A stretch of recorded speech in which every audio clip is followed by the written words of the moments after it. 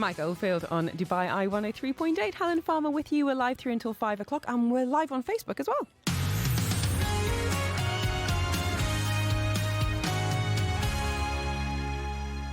It is the Psychology Hour, and when a loved one or a friend is diagnosed or is struggling with a mental illness, it can bring up an awful lot of questions.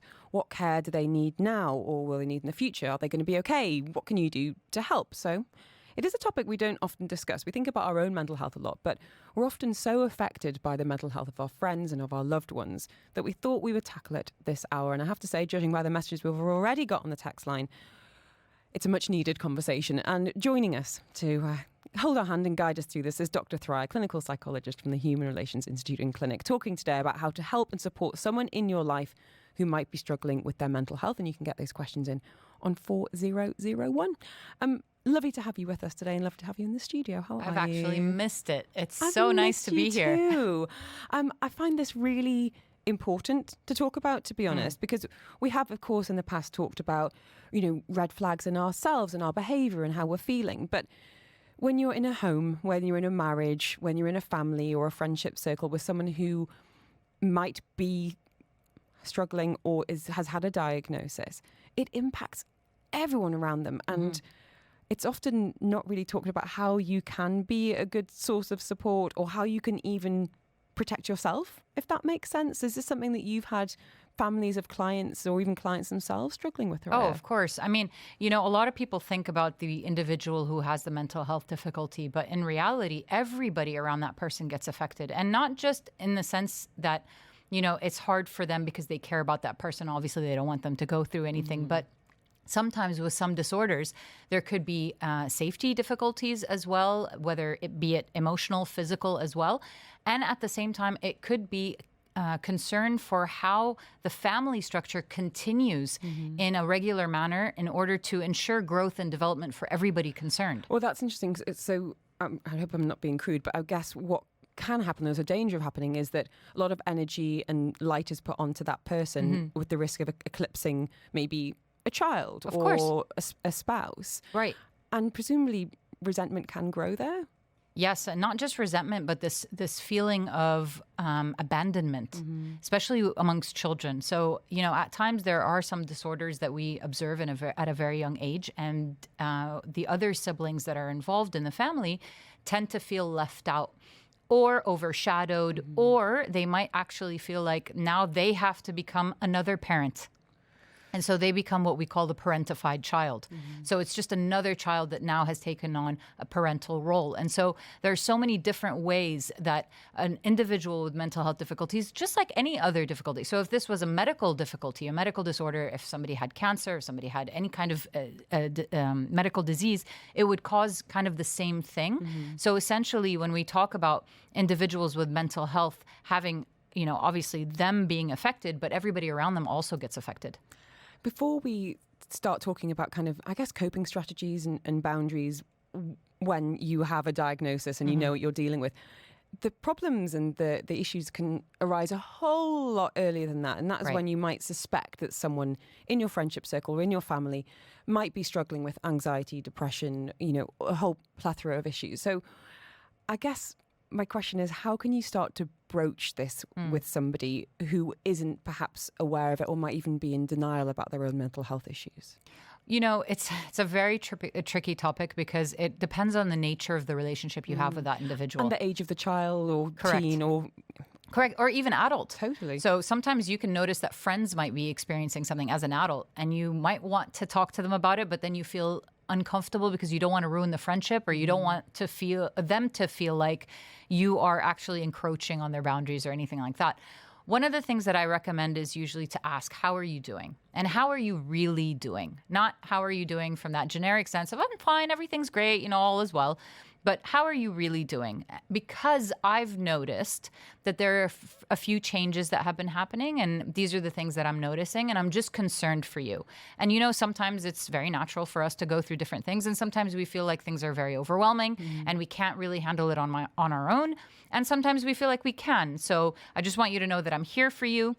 If you need any help, personally one-to-one, or if you want me to help you find the right people that could help you. So it's just, you're kind of giving them something that's very vague in the beginning, because you want them, it's almost like you're planting a seed.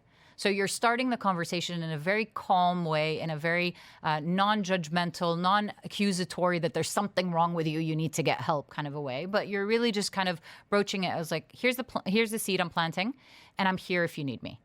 And then just see how that goes. Thoraiya, we've had a number of messages, as I said, on 4001 and a number on social media as well. So if anyone is really struggling with this, whether it is broaching a difficult conversation with someone in their life, or indeed living in a home or in a friendship group, which is becoming increasingly ongoing difficulty, please don't hesitate to get in touch. You can be completely anonymous.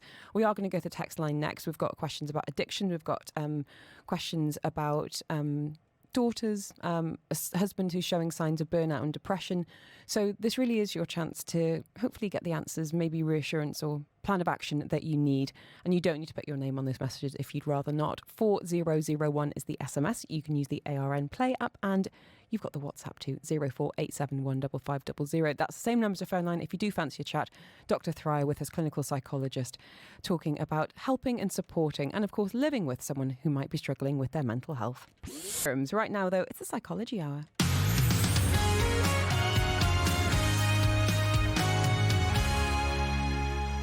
We're talking about helping your friends, family members, loved ones, whether that is a child, a parent or a spouse, with any mental health issues that they might be going through. We've just been addressing there with Dr Thoraiya, clinical psychologist, about how to start broaching that conversation, which is hopefully something you can help our listener with. We've just had a message here, anonymous message, saying, this is so useful, thank you.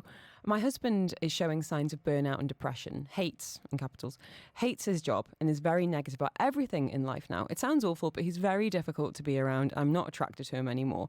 I've gently suggested talking to someone, either a psychologist or a career coach, to help him make some practical changes, but he just shuts me down and I don't want to be around him anymore. That negative, and I know we perhaps overuse the word toxic quite a lot, but this doesn't sound like a pleasant home life right now. No, not necessarily. And definitely, I mean, if she feels like it's affecting her health as well, that's quite negative in terms of the environment that she's living in, right? And there's a lot of negativity in individuals, especially when they experience burnout, especially when they're not finding any kind of joy in their job. Because remember, Helen, here we are in our jobs for such a long period of time. So when we go home, that's pretty much drained us. So if you really think about it I always tell my clients, think of it like Monsters, Inc. That tank, like the fear tank. Yes. So for us, it's that energy tank. So we wake up in the morning and it might be full because we've rested well, but sometimes it's not.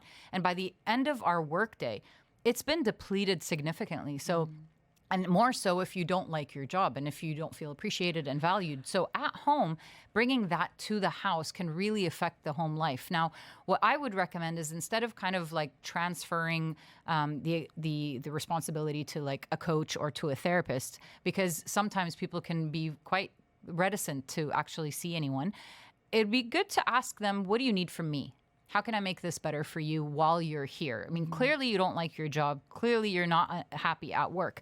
And it's weighing you down. But by it weighing you down, it's also weighing me down. So how can I help so that at least when you come home, there's a state of peace when you're here and you can at least enjoy the home life? I think that's such good advice, because we kind of think about, and we're talking about a husband here, and I generally think of men being really good at compartmentalizing and being like work life, home life, this group, this friendship group for this, and I think I've done a lot of men a disservice by doing that, because I think when you can compartmentalize, that's not necessarily that healthy either, because you're not dealing with something that makes you really unhappy. But as you're saying, by trying to create a sense of sanctuary at home, at least you're hopefully, empathizing a little bit about what your husband's going through. And I think you make a really good point about Dubai specifically as well, in terms of high pressure, long hours. Also, cost of living. Also, our jobs are tied to our ability to live here, in terms of having a visa. And if you are unhappy in your job, you might be thinking about, okay, well, if I don't do this, then what does that mean for our family life, for our future, for, our finances? And I think an awful lot of people, and perhaps men in particular, I don't mean to make generalizations, that carry that and we often don't understand that. Yes, absolutely. And, even if there are two people working in a household, sometimes the family's visa is on the husband's job. And so by them kind of giving up their job, they're also risking the visas of the other individuals, because then maybe the wife's job doesn't want to carry on that responsibility, take all of these people, all of this insurance, and so on and so forth. So there is an extra pressure. This is not to say on just men, but it's more common in terms of setup. Common. Yes, correct. So trying to meet him there, to go back to that question about what do you need? What if he continues to shut her down? What if he's like, there's nothing you can do. There's no point in asking me. Well, then that becomes a little bit complex. Then I would recommend that you start modeling the behavior that you would like him to see. So it no longer becomes, if you've tried time and time again, or a few times at least, to reach out and extend an olive branch, and he's not holding on to that olive branch, then the best thing to do is take care of yourself. So if you feel like this is affecting you, make sure your health is taken care of, your sleep, your food, your exercise, do some meditation, breathing exercises, make sure that you're taking yourself, and hopefully he'll come around and seeing that, okay, she's clearly not going to keep running after me. I have to actually jump in, take accountability and responsibility for my behavior as well. Really hope that helps. Dr. Thoraiya with us today. Janine's been in touch saying, as someone who suffers from anxiety, I'd like to add that my family acknowledging that diagnosis was key. I had years of being told by them that I was a worrier and overreacting. I think that's a really valuable point, actually. That validation piece 100% is key. And also education. Of if someone in your life has had a diagnosis of, anything and everything, to read up on it, to get a real understanding, rather than making assumptions or looking at what we've seen in social media. And, we've talked about OCD in the past, and we've talked about, talking here about anxiety being something you're just a worrier. But for a family to take the time to understand what a diagnosis means and the impact that has on how you live and how you navigate the world, and to truly understand is really, really powerful. Janine, thank you for raising that. Dr. Thoraiya with us through until 5 o'clock today. We are talking about supporting someone in your life who is struggling with their mental health, but also, and Thoraiya is going to love this, we're talking boundaries after 5:30. So if you do have any questions on this, get in touch. We've also had questions about addiction. Anonymous message here saying, I've got a friend who's an alcoholic. I'm trying to be around from him, but when is enough enough?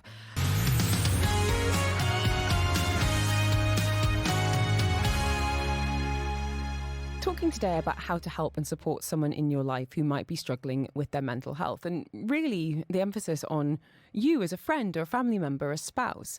What can you do to support them, but also at the risk of not sacrificing your own health and happiness? Dr. Thoraiya is with us today, clinical psychologist from the Human Relations Institute and Clinic, and you're more than welcome to reach out with any questions or concerns that you might have on this topic, to share your own experience, and of course ask for any advice as well. You don't need to put your name on those messages. You love the boundaries word. I do. Thoraiya. It's my favorite B word. And I wanted to I think this message that we've had, an anonymous listener has been in touch earlier this afternoon, is going to be a really good opportunity to talk around boundaries here, because I think the propensity is when there's someone that you love, and that can be a husband or wife, a mother, father, a child, a friend, is when you see someone in pain and struggling, is to just give, and do everything in your power to try and fix the situation. And as I said, that can be at the cost of your own mental health and happiness and quality of life. So Anonymous is asking here, saying, I have a friend who's an alcoholic and he was fired from his job due to it. I feel obliged to help. However, wanting to help and the reality of dealing with someone going through their own issues, it's draining and it's affecting my mental health and well-being. When is enough enough? Where do you draw the line? I think, to be honest, that is the line. Once it does start to affect your own mental health. See, the thing is, and this is why boundaries are so important, because unfortunately what happens is, because we care about people, we think that if we care about people, we should do everything completely for them with neglect of ourselves. But that's not the reality. The reality is that we should do everything we can and then recognize when we can't anymore. Mm-hmm. And that's essentially what the boundary is. Boundaries are not about saying no to people. It's not about shutting people out. It's really just about recognizing that I'm going to give you everything that I can, but then there's a limit. There's a limit that you have to kind of step up and do your part as well. And that's essentially why a lot of people burn out when it comes to helping others and individuals with mental health, because we think we can save them. We think we can fix them. And that's not actually true. We can't. I think the addiction aspect is also a really tricky one to try and help with, because someone might have a diagnosis of depression, for example, and they might be seeing a therapist, and there might be medication involved, and there might be a bit of a plan, hopefully. But if it's addiction, and perhaps this individual, this gentleman hasn't got the help that he needs, there isn't a plan. You aren't a qualified expert in order to fix that life and bring them out of it. You can do some practical things, and you can show that you're caring, you can show that you're there. But as you're saying there, when is enough? When you feel like you're just hitting a brick wall. Right. And I think sometimes, especially with addictions, unfortunately what happens is sometimes the behavior we engage in order to help them is enabling the behavior that they're engaging in. What do you mean by enabling? This is always a term that I read an awful lot about. And let's use it in this context here. So sometimes, let's say for a person who has an addiction, so I see this a lot especially with parents or spouses of alcoholics. And what they'll do is that, okay, if I don't give X money, then they're going to go out and steal, or they're going to go out and do something to get that money in order to buy the alcohol. And I say, well, then that's what they need to do. Because if you're giving them money in order to save them from doing that and hitting their rock bottom in order for them to step back up again, then you're enabling the behavior that is the alcoholism as well. You're not creating it, you're not causing it, but you are enabling that behavior. So sometimes we think the things that we're doing is helpful, but in fact, it's actually enabling consistent behavior that is encouraging the addiction itself. So, and unfortunately, with some cases, when people are very resistant to any kind of treatment or any kind of intervention, at times they do have to hit rock bottom before they can come back up. Okay, really hope that helps, Anonymous. And another message, no name here. Hi both. Any advice for helping someone get back on their feet regarding depression? I want to give my wife some hope and some goals, but I don't want to overwhelm her. She's had postnatal depression. The medication is really helping. I want to boost her confidence, but I don't want to put too much pressure on. I think that is a lovely message, to be honest. And I say this as someone who had postnatal depression herself, and it was really hard, I think, for my husband to know how to be helpful, because it's this kind of like, great, we're doing, you're doing great, and I was like, I don't know what I need. I couldn't explain to him what I needed. So if we're talking about depression, and it's postnatal depression in this case, bolstering someone's confidence, putting routines or goals in place, what can be beneficial for a spouse to be doing? I think the first thing that you want to do is ask, do you know what you need from me? Do you know what you would like for me to do, or what you'd like me to help you with? And if they say, actually, I don't, I really have no idea, say, okay, let's start with baby steps. And I think this is one of the most important things that people tend to forget when it comes to helping build confidence, is the idea of consistency. Because in order for us to build confidence, because confidence is not a trait, it's a skill that we build. So we have to first start with consistency, because that builds trust. We trust ourselves when we see that we're consistent, and then we build that confidence. So start with baby steps, baby things, really, really small things, and then actually have them written down somewhere so that she can see the achievements, and she can recognize that, no, actually I am doing a lot, but they're just a lot of little things rather than a lot of really big things or one really big thing. And once those behaviors become very consistent, then she'll start to trust herself and then build that confidence. So you want to start really slow and be careful, be patient, because sometimes when, people start to get on medication, they start to see a little bit of change, they get excited and they're like, okay, now we can do so much. It's actually, no, this is where you need to slow down in order to speed up. So you need to take a step back and kind of be like, okay, what are the small things we can achieve? And the more we achieve, the better it is. But right now, we start small. Okay. Love the question, and great answer, Thoraiya. Dr. Thoraiya with us today. If you do have any questions for her regarding living with, supporting someone who might be struggling with their mental health, we are very much here for you on 4001. You've got the ARN Play app, and you've got the WhatsApp too. Now, I know at the Human Relations Institute Clinic, you do an awful lot around teens. And this is the first message we've had on the topic regarding a teenager. And I think it's a tricky time to talk to teenagers about just about anything. Right, pretty much. Because having, and I remember it very well, the dreaded, would you come and join me at the kitchen table, Helen? Oh. Funnily enough. And that could be about anything. That could be about, exams. It could be about boys or friends or fitness or whatever. Any conversation was like, will you just come to the kitchen table? Immediately had my hackles up and I was like, I don't want to have this conversation, Mum. This is not going to go well. So trying to broach a subject with a teenager can be very challenging. I'm not saying all the time or all teenagers, but especially sensitive topics, which is what we're talking about today. And we have, unfortunately, seen a huge rise in mental health problems, anxiety and depression in particular, teens post-pandemic. I don't think there's any getting away from that. So we've had a message here, anonymous, saying, my daughter's 16 and has a lot going on. She's been in a bad relationship, panic attacks, the usual teen worries about exams, appearance, etc. On the surface, she's flying. Teacher's always singing her praises, but underneath, she's not okay. She is seeing a therapist 2 sessions in, but totally refuses to talk to us about anything and denies that anything's wrong. I'm finding it really tough. I wish she was able to confide in us. What can I do? It's a tough one. Actually, my friend called me very recently about her teenage daughter who just hit teenage years, and she was freaking out that she had, she posted something on WhatsApp, like a WhatsApp story, and that she blocked her mom for seeing it. So this is the age where mothers and fathers need to be the villain. So you need to be the person that the child does not confide in. And it's kind of important. That process is important because it's part of our individuation. So when children become teenagers, they want to individuate. They want to kind of get to know who they are without their parents, and their social structure becomes very important. So the fact that she's in therapy is so important, and it's great that you've done that, and it's really important that you've done that. As a parent, you start to worry about your child moving away from you because they're not confiding in you, because they're not telling you things. But in reality, this is where they need to be right now. And she's getting the proper help. And I know that it's really hard to kind of let go of your kids in that way, especially emotionally, especially when you're worried about them.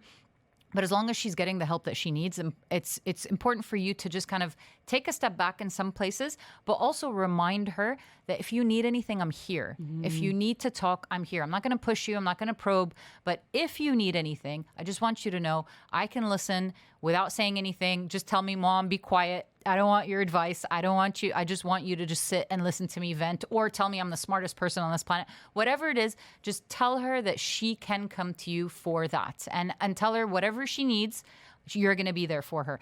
And sometimes, as much as we think that teenagers don't hear that statement, they actually do hear that statement. Thoraiya, can I ask you about teens in therapy, and I guess your role as a therapist? What kind of duty of care do you have when it comes to safeguarding? So if something was to come up about, I don't know, an older boyfriend or drugs, for example, what responsibility do you have as a therapist? So as a psychologist, we have 3 limits of confidentiality. And so the first one is child abuse. So if there's current child abuse in the household, we have to report it. If there's threat to oneself or others, so if a person has decided to end their life or somebody else's life, then yes, we have to report it. And then if we've been subpoenaed by court to say anything. So those are our duties of care. Now, when it comes to other things like the person is in a toxic relationship or an abusive relationship or any kind of engagement in drugs or anything like that, then we really try to work with the individual, but we also try to empower them to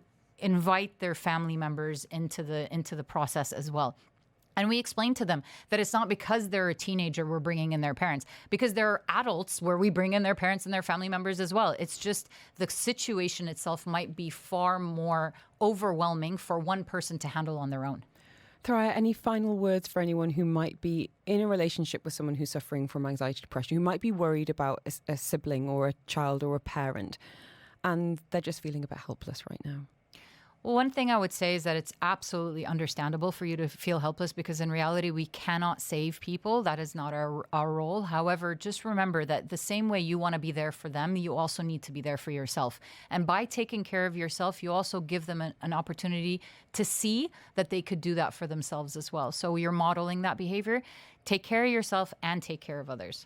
You sound like Jerry Springer. I hope not. No, I hope no. Far, far superior. Thank you so much. Thanks, Helen. Dr Thoraiya can be found at the Human Relations Institute and Clinic. Her and the team there working with couples, with teens, children, of course, individuals as well. If you want her details, just send me the word doctor and I will send you the link.